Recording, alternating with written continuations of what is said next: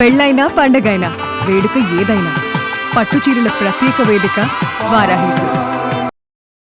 నమస్తే, welcome to Suman TV. నేను పద్మిని. ప్రస్తుతంతో పాటు ప్రముఖ ఆధ్యాత్మికవేత్త, ఆస్ట్రోన్యూమరాలజిస్ట్, ఎనర్జీ వాస్తు స్పెషలిస్ట్, శ్రీ విద్యోపాసకులు శ్రీమతి జయప్రద గారు మనతో పాటు ఉన్నారు. మాట్లాడదాం. నమస్కారం అండి. నమస్తే అమ్మా. శ్రీమాత్రే నమః.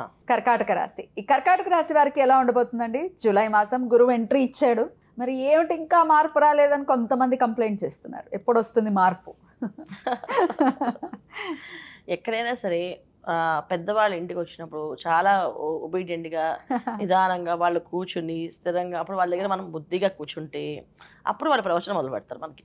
అంతే కదా, మన ఇంటికి ఒక స్వామీజీ వచ్చినా, ఒక మాతాజీ వచ్చినా, లేకపోతే గురువులు వచ్చినా వాళ్ళు ఏం చేస్తారు, ఫస్ట్ వాళ్ళు కూర్చోబెట్టి వాళ్ళకి అన్ని కార్యక్రమాలు మనం చేసిన తర్వాత వాళ్ళు మన అబ్జర్వేషన్ చేస్తారు. అంటే మనం వినే స్థాయిలో ఉన్నామా, ఏదో రిసీవ్ చేసుకునే స్థాయిలో ఉన్నామని చూస్తుంటారు. అలాగే కర్కాటక రాశి గురువు రాగానే జరుగుతుంది.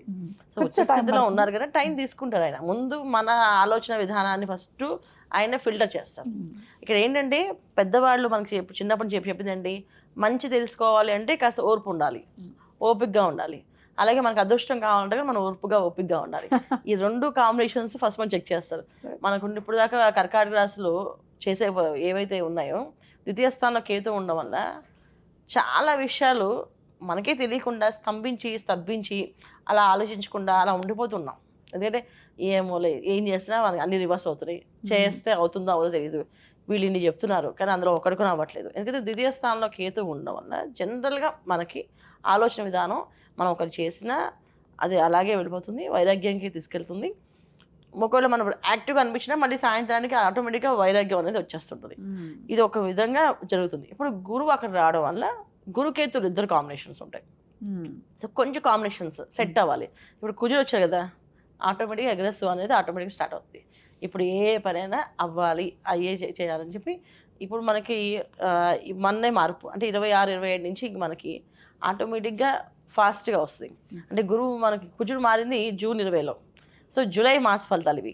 జూలైలో మనం చెప్పుకునే విషయాల్లో ఇప్పుడు కుజుడు వచ్చి 10 రోజులు అవుతుంది కదా, ఈ 10 రోజుల నుంచి ఫైర్ బ్యాండ్ స్టార్ట్ అవుతుంది. అంటే జూలై మాసం నుంచి వీళ్ళకి ఫైర్ ఆటోమేటిక్గా చేయాలి, ఇది చేయాల్సింది, ఇప్పుడు అవ్వాల్సింది అని చెప్పి వీళ్ళు కూడా పరిగెడతారు. ఎందుకంటే చాలా బద్దకించిన వాళ్ళు ఉన్నారు ఈ కర్కాటక రాశిలో. ఎంత బద్దకించేసారంటే ఎన్ని చేసినా అవ్వ అని చెప్పి మెంటల్గా బద్దకించారు. అంటే శారీరకంగా కాదు, మానసికంగా బద్దకించేశారు. అవ్వదులే మనం అనుకుంటాం కానీ అవన్నీ జరగవు, అన్నీ వదిలేసి అని చెప్పేసి. అలా కాకుండా ఇప్పుడు శారీరకంగా కొంచెం స్ట్రాంగ్ అవుతారు, అలాగే మానసికంగా కూడా స్ట్రాంగ్ అవుతారు, పని చేస్తారు. సో గురువు ఇచ్చే ఫలితాల కంటే కుజుడు ఇచ్చే ఫలితాలు, తర్వాత వీళ్ళకి ఎక్కువగా రవి బుధుల ఫలితాలు, ద్వితీయ స్థానంలో శుక్రుడు రావడం వల్ల కొన్ని కోరికలు కొంచెం ఫాస్ట్గా పెరుగుతాయి. ఏవి అంటే సొంత ఇల్లు కొనుక్కోవాలనుకునే వాళ్ళకి, ఆ ఇల్లు కొనుక్కునే స్థలం కొనుక్కోవడానికి ఇవన్నీ అవకాశాలు, మార్గాలు ఏర్పడతాయి. అయితే జాతకంలో యోగం ఉందంటే ఖచ్చితంగా వచ్చేస్తాయి. ఒకవేళ యోగం లేకపోతే దొరికే అవకాశాలు దానికి ప్రణాళిక అనేది మొదలవుతుంది. ఉద్యోగాల్లో ఉన్నతమైన స్థానాల్లో వెళ్ళే అవకాశాలు ఉంటాయి. అయితే వీటన్నిటికంటే ముఖ్యంగా ఏంటంటే కొంచెం మాటలు చాలా జాగ్రత్తగా మాట్లాడుకుంటే అన్ని పనులు విజయవంతం సాధిస్తారు. కూర్చుండడం వల్ల కొంచెం అగ్రెసివ్ తత్వంతో కొంచెం ఎక్కువగా ఫాస్ట్గానే మాట్లాడతారు. ఎప్పుడు మాట్లాడకుండా ఉండి ఒకేసారి మాట్లాడాలంటే మాటలు పుట్టలాగా వస్తుంటాయి. మాటలు పుట్టలాగా అని మాట్లాడుతున్నప్పుడు కొన్ని మాటలు అవతల కొంచెం హట్ చేసే విధంగా ఉంటాయి. అలా హట్ చేయకుండా జాగ్రత్తగా డీల్ చేయగలిగితే 100% బాగుంటుంది. ముఖ్యంగా ఆశ్లేష నక్షత్రం, పుష్ప నక్షత్రం మాట కొంచెం స్పీడ్ వచ్చేస్తుంది. రావడం ఈ కుజుడు ఒక ఎఫెక్ట్ అనమాట వాళ్ళకి. ఆ రావడం వల్ల కొన్ని ఇబ్బందులు ఉన్నాయి. దాన్ని జాగ్రత్త సరి చేసుకుంటే కర్కాటక రాశి వాళ్ళకి ఉన్నతమైన రాశి. అసలు ఈ సంవత్సరంలో మంచి బెస్ట్ రాశి కర్కాటక రాశి. తిరుగులేదు. హ్యాపీ, ఖచ్చితంగా బ్రహ్మాండంగా హ్యాపీగా మనం అసలు అందులో ఎవరున్నారు, గురువు ఉన్నారు చాలు. సరే, అయినప్పటికీ వీళ్ళు చేసుకోవాల్సినటువంటి పరిహారాలు చెప్పండి.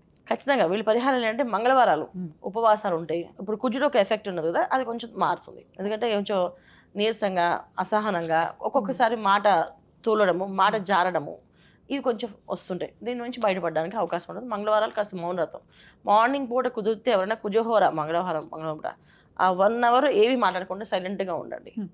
ఒకవేళ వీలైతే సుబ్రహ్మణ్య మంత్రం ఏదైనా లోపల చేసుకోండి, బయట మాట్లాడకుండా. అది చేయడం వల్ల వారం అంతా కూడా మీకు అన్ని పనులు ఫాస్ట్గా రిజల్ట్. అంటే ఎంత ఫాస్ట్గా అంత ఫాస్ట్గా అవుతుంది. చూడండి, ట్రై చేసి చూడండి.